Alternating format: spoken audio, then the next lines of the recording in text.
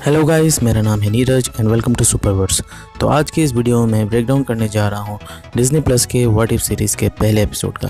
What if series Marvel Studios का पहला animated series है, मगर ये आखिरी एनिमेटेड सीरीज़ नहीं है। मार्वल स्टूडियोज़ ने और भी एनिमेटेड सीरीज़ प्लान करके रखी है फ्यूचर के लिए। तो चलिए इस एपिसोड का ब्रेकडाउन स्टार्ट करते हैं। इस एपिसोड में जितने भी हिडन डिटेल्स हैं और जितने भी मूवीज़ के कॉलबैक्स वाले सीन हैं, मैं सब कुछ डिस्कस करूंगा, सबके बारे में आपको बताऊंगा। तो चलिए इस एपिसोड का ब्रेकडाउन स्टार्ट करते हैं। Let's get started. तो इस एपिसोड की शुरुआत में हमें मार्वल स्टूडियोज़ का नॉर्मल सा लोगो दिखता है। उसके बाद हम देखते हैं कि वो जो लोगो है वो एनिमेटेड लोगो में चेंज हो जाता है एंड देन हमें वॉचर का आवाज़ सुनाई देता है बैकग्राउंड में, और हमें मार्वल के कुछ हीरोज़ दिखाई देते हैं जैसे black panther, captain Marvel, iron man और फिर थोर, कैप्टन अमेरिका, है ना।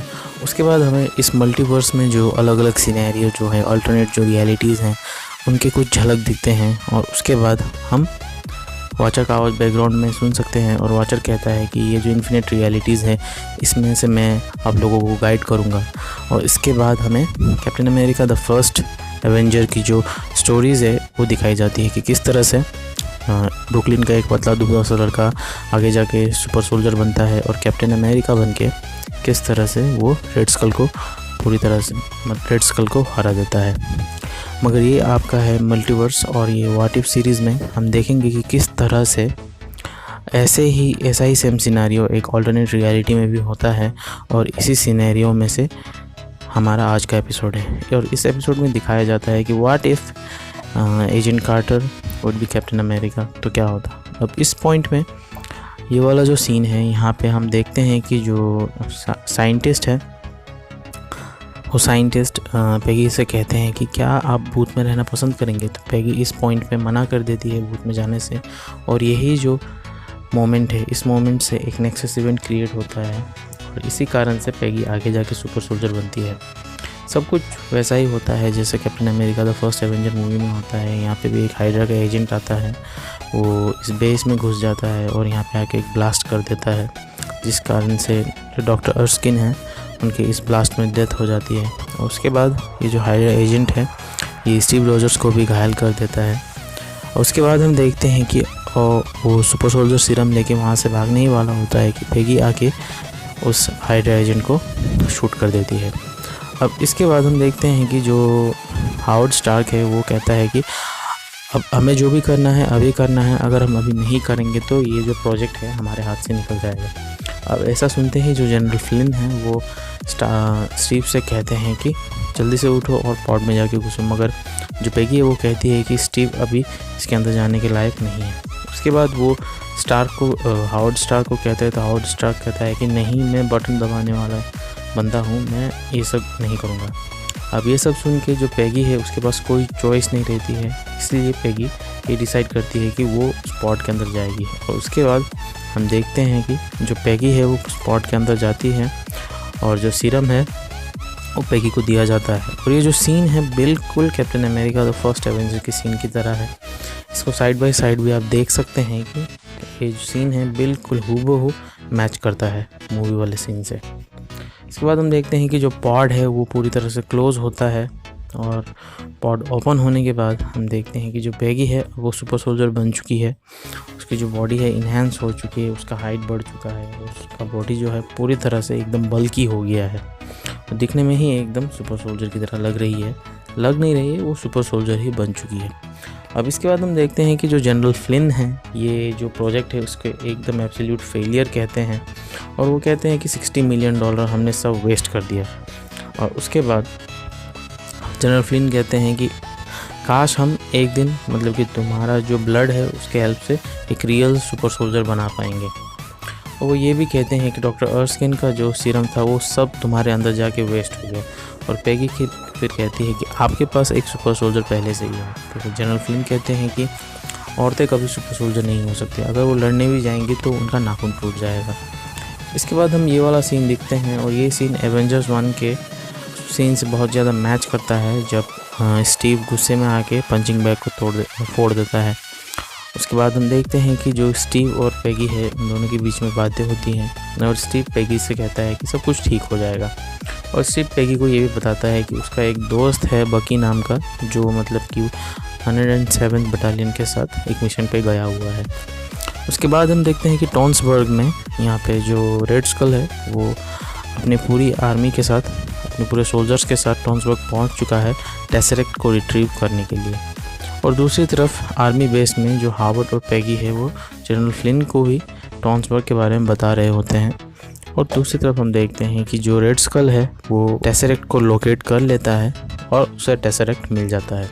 हावर्ड स्टार्क जो है जनरल फ्लिन से कहता है कि हमें एक टीम को भेजनी चाहिए आज रात ही टेसरेक्ट को रिट्रीव करने के लिए, मगर जो जनरल फ्लिन है इस बात पे मना कर देते हैं और वो कहते हैं कि मैं ना ही एक आदमी और ना ही एक पलटन किसी को भी नहीं भेजूंगा उस बेकार से बैटरी को रिट्रीव करने के लिए। इसके बाद हम देखते हैं कि पैगी बार में बैठ के अकेले ही ड्रिंक कर रही होती है, तभी वहाँ पे हावर्ड आता है और उसे उसका नया सूट और शील्ड देता है।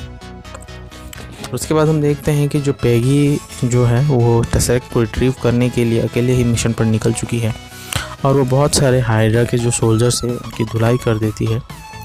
और हम देखते हैं कि यहीं पे ही जो डॉक्टर जोला है वो टेसरेक्ट के साथ रेड स्कल के पास जा रहे होते हैं।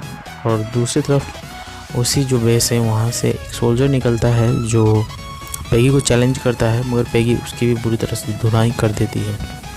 और उसके बाद जो पैगी है डॉक्टर जोला को लोकेट कर लेती है और डॉक्टर जोला और टेसरेक्ट दोनों को लेके आर्मी बेस में पहुंचती है। और वो जो टेसरेक्ट है वो जनरल फ्लिन को दिखाती है। जनरल फ्लिन कहते हैं कि तुम एक एजेंट हो, तुम फील्ड ड्यूटी के लिए क्वालिफाइड नहीं हो। तो ये पैगी कहती है कि तब तो आपको मुझे प्रमोट कर देना चाहिए। कैप्टन बहुत अच्छा सुनाई दे रहा है और टेसरेक्ट मिल जाता है हावर्ड को। और हावर्ड जो है टेसरेक्ट की हेल्प से पहला आयरन मैन शूट बनाता है मार्क 1 स्टीव के लिए। और उसके बाद स्टीव जो है वो पैगी को बताता है कि उसका जो दोस्त है बकी, वो मतलब कि बकी और उसका जो 107th ग्रुप है उसे हाइड्रा ने कैप्चर कर लिया है, उन्हें बंदी बना लिया है। और उनको बचाने के लिए जो पैगी है हाइड्रा के बेस पे हमला कर देती है अकेले ही।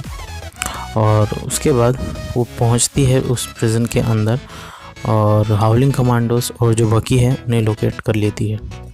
तभी जो बकी है वो उससे पूछता है कि तुम कौन हो, तो वो बताती है कि मुझे स्टीव ने भेजा है। उसके बाद हम देखते हैं कि ये वाला जो सीन है ये बिल्कुल एकदम हूबहू captain America the first Avenger के इस वाले सीन से मैच खाता है, जब कैप्टन अमेरिका हाउलिंग कमांडोज के साथ रेड स्कल के बेस में हमला करते हैं। अब इसके बाद यहाँ पे जो पैगी और हाउलिंग कमांडोज और जो बकी है उनको चारों तरफ से टैंक घेर लेते हैं और वो एयर सपोर्ट की मांग करते हैं। तो तभी स्टीव आता है मार्क 1 आयरन मैन सूट में। अब इस सीरीज़ में इस सूट को हाइड्रा स्टॉम्पर कहा गया है, तो मैं भी इसे हाइड्रा स्टॉम्पर ही कहूँगा। और जो पैगी और जो स्टीव है वो दोनों मिल के इस जितने भी टैंक होते हैं सबको डिस्ट्रॉय कर देते हैं और उन्हें हरा देते हैं। और जो स्टीव है वो पैगी को ये भी बताता है कि स्टार्क ने ये मेरे लिए बनाया है। और फिर दोनों मिलके उस पूरे आर्मी से लड़ते हैं और पूरी आर्मी को हरा देते हैं। और यहीं पे और एक जो सीन है जो मूवी से हूबहू मैच खाता है, जब यहाँ पे जो स्टीव है वो पैगी के लिए चीयर करता है। ऐसा ही सीन हमने captain America the first Avenger movie में भी देखा था, जब बकी मिलके स्टीव के लिए चीयर करता है, जब स्टीव बकी और हाउलिंग कमांडोज और बाकी जो सोल्जर्स हैं उन्हें बचा के वापस ले आता है आर्मी बेस में।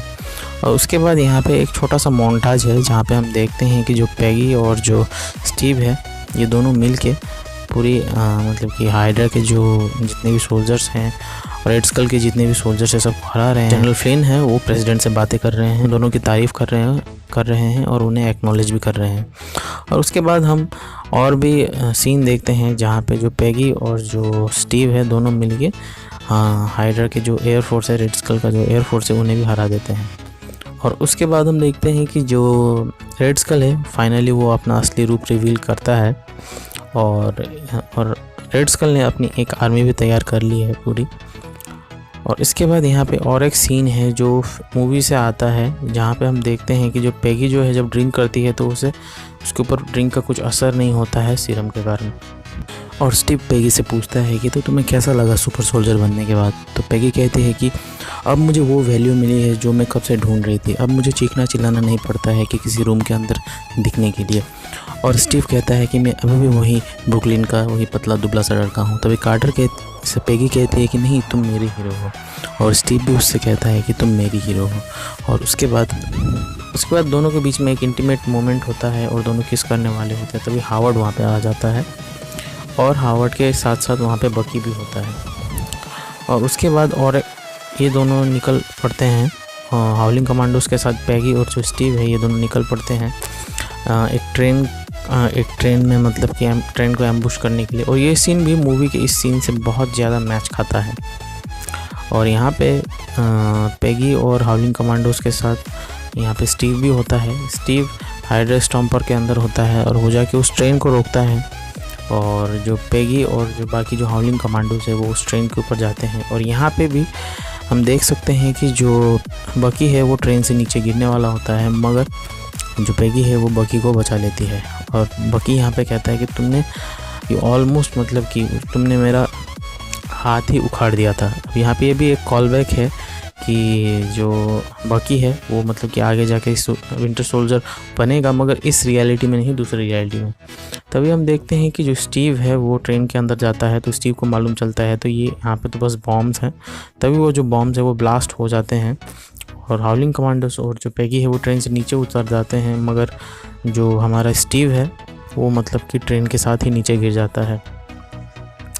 उसके बाद हम देखते हैं कि जो हाउलिंग कमांडर्स और जो पेगी है वो वहाँ से चले जाते हैं आर्मी बेस में। उसके बाद हम देखते हैं कि जो जनरल फ्लिन है वो स्टार्क से कहते हैं कि तुमने तो कहा था कि जो हाइड्रा स्टॉम्पर है वो इंडिस्ट्रक्टिबल है। तभी जो पेगी है वो गुस्से में आके कहती है कि वो हाइड्रा स्टॉम्पर नहीं है, उसका नाम स्टीव है। उसके बाद पेगी जाती है डॉक्टर जोला के पास उनसे सच उगलवाने के लिए, और जो डॉक्टर जोला है वो पेगी को सब बता देते हैं। और जो पेगी और जो बाकी जो हाउलिंग कमांडोज है वो सब ये डिसाइड करते हैं कि वो रेड स्कल का जो कासल है, कासल क्रैकन बोल के, उस पर हमला धावा बोल देंगे। उसके बाद हम देखते हैं कि उस कासल में जो पेगी है वो हाउलिंग कमांडोज के साथ हमला कर देती है और जितने भी हाइड्रा के सोल्जर्स हैं उन सब को मार पीट के वो जो कासल का जो मेन दरवाज़ा है वो खोल देती है। उसके बाद बकी और जो हाउलिंग कमांडोज हैं वो भी एक ट्रक के हेल्प से उस कासल के अंदर घुस जाते हैं। और दूसरी तरफ हम देखते हैं कि जो रेड स्कल है वो टेसरेक्ट का यूज़ करके एक पोर्टल खोल देता है और उस पोर्टल के थ्रू एक टेंटिकल वाला जो मॉन्स्टर है वो बाहर निकलता है। और हम देखते हैं दूसरी तरफ की जो बकी और जो हाउलिंग कमांडोज है वो भी उस कासल के एक रूम के अंदर पहुंचते हैं, तो वहाँ पे उन्हें हाइड्रा स्टॉम्पर मिलता है, मगर स्टीव नज़र नहीं आता है। और उसके बाद जो रेड स्कल है वो टेसरेक्ट के हेल्प से उसने जो पोर्टल खोला था उसके अंदर से एक टेंटिकल वाला मॉन्स्टर निकलता है और उस मॉन्स्टर को देख के जो रेड स्कल है वो कहता है कि फाइनली हाइड्रा का जो चैम्पियन है वो अब आ चुका है।